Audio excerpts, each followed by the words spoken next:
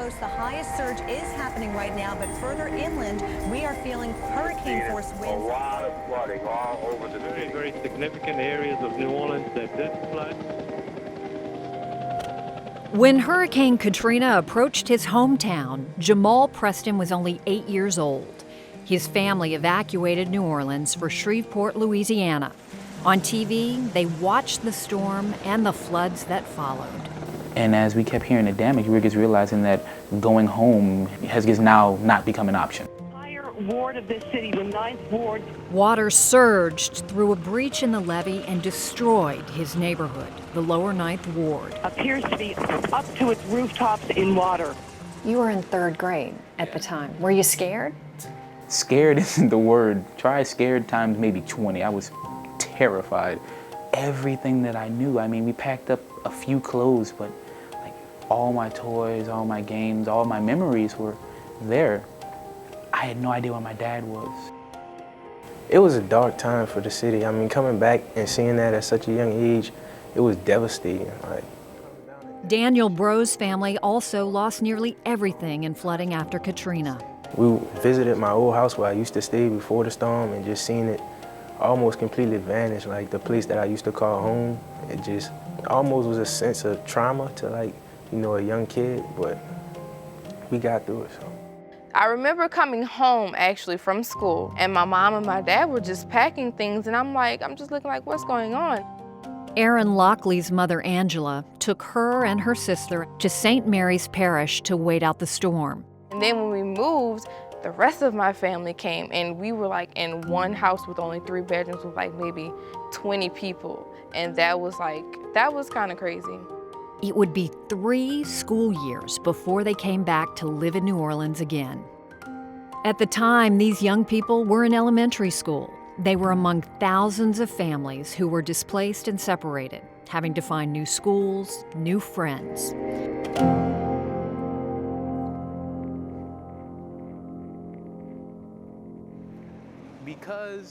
Jamal Preston moved to Dallas and entered an elementary school there. In Dallas, I knew there were a lot more opportunities. There was a lot of classes and a lot of activities that weren't offered at my old schools. I'm culture shock. I was always used to being kind of the majority in the classroom.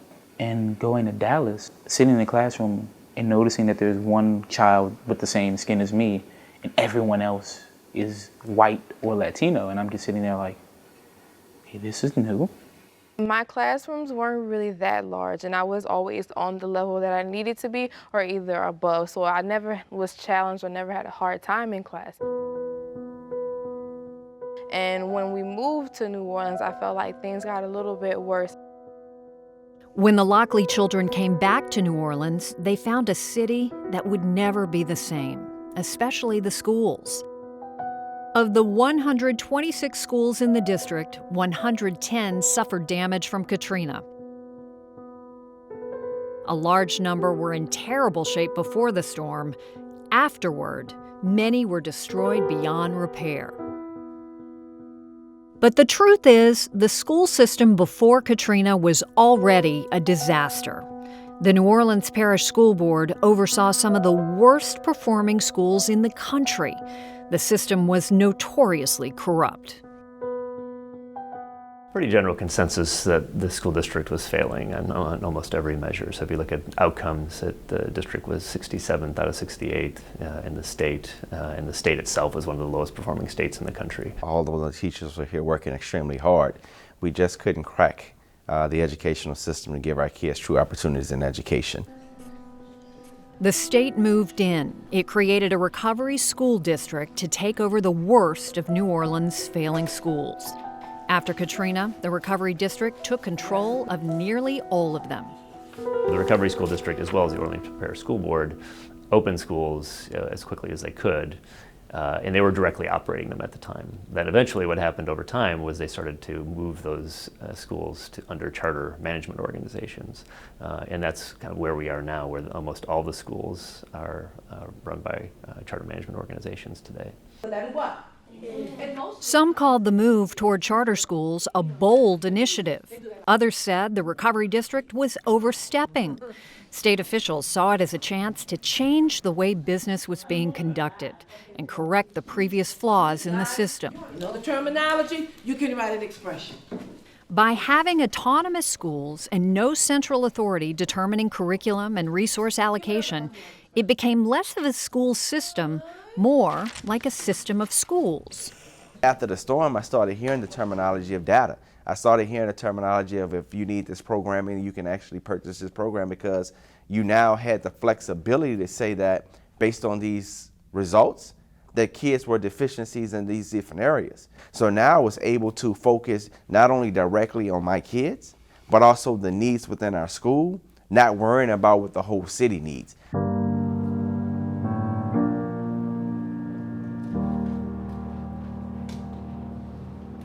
This is my home, and I so wanted to come back to New Orleans. For engaged parents like Angela Lockley, it also meant more choices. Students could apply to any school in the district, not just the one nearest their home. I think having the opportunity to be able to choose a school that would best fit my children and their learning styles, to be able to mold maybe their educational experience that would best fit them. So having a choice as a parent is very, very important. As Erin was entering 6th grade, Angela researched her options and spoke to school administrators.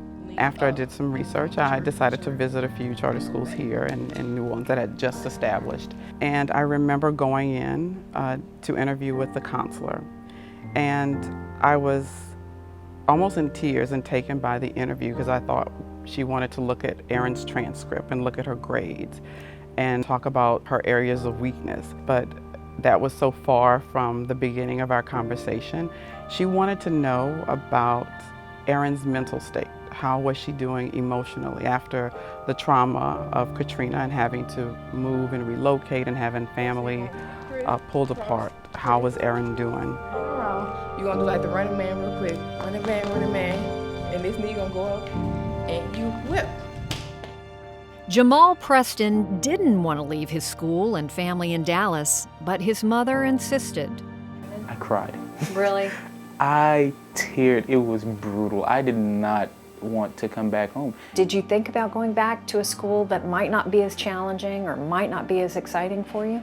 Well, for me, the main thing that went through my mind about schools in New Orleans, because after the storm, it wasn't that it wouldn't be equal academically. It was more the fact that they're still in the rebuilding phase.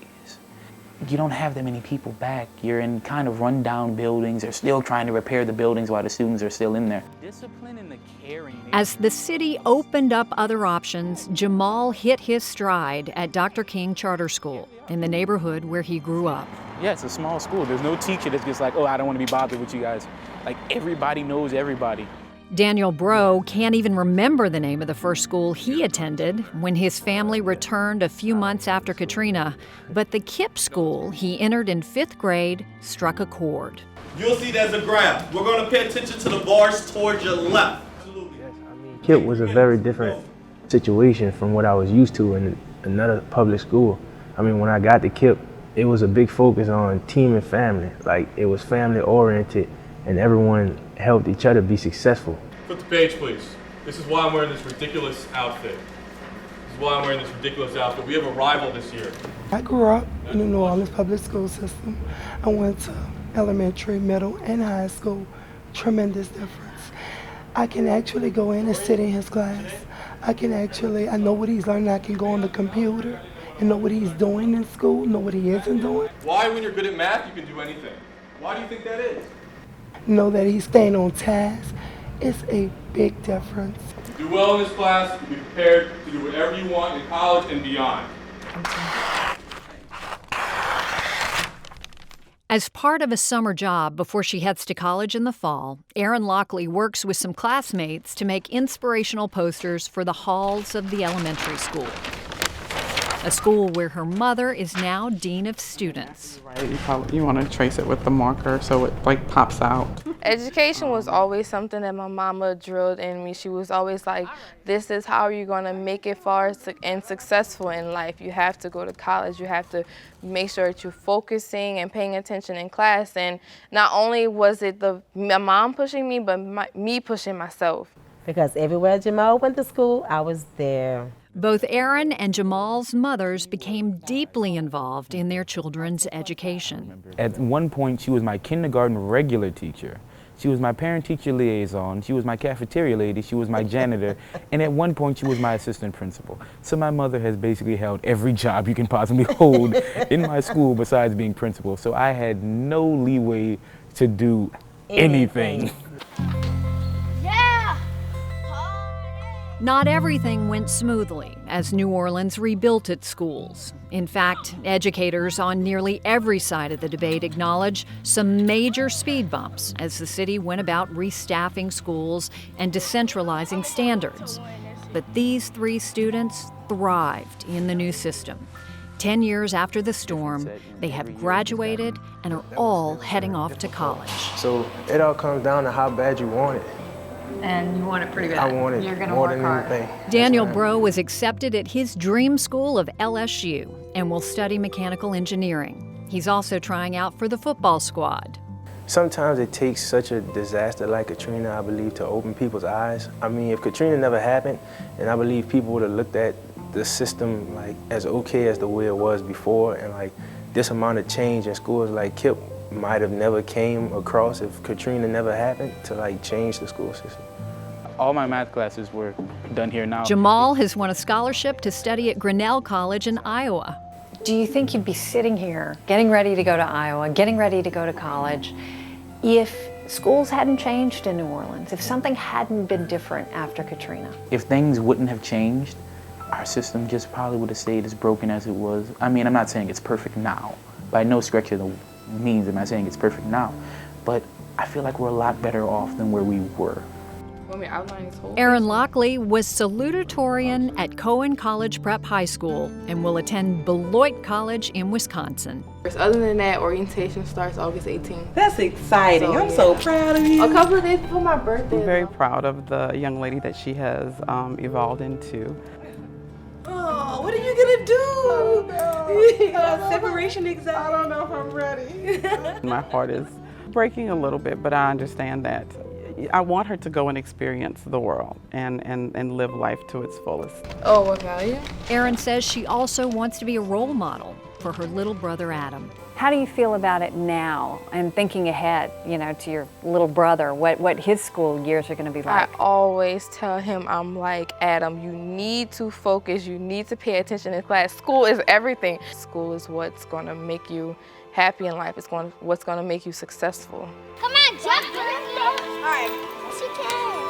Go, go, go. Your shoes ain't perfectly.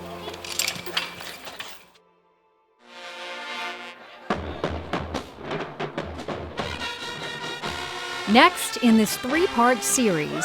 Woo! Welcome to the second annual New Orleans Senior Shout-Out Day of 2015. New Orleans takes a day to give its college-bound seniors a shout-out. My name is Darwin Isaac, and I'm a proud member of Cohen College Prep class of 2015. Jaron Isaac nearly failed his 10th grade year in high school, so how did he turn things around so quickly to make it to college and to be chosen as the student speaker at this Superdome celebration? It's tough being a black male in this country. And what do success stories like Jaron mean for the city's future? I will be headed off to Morehouse College in the fall. Yeah!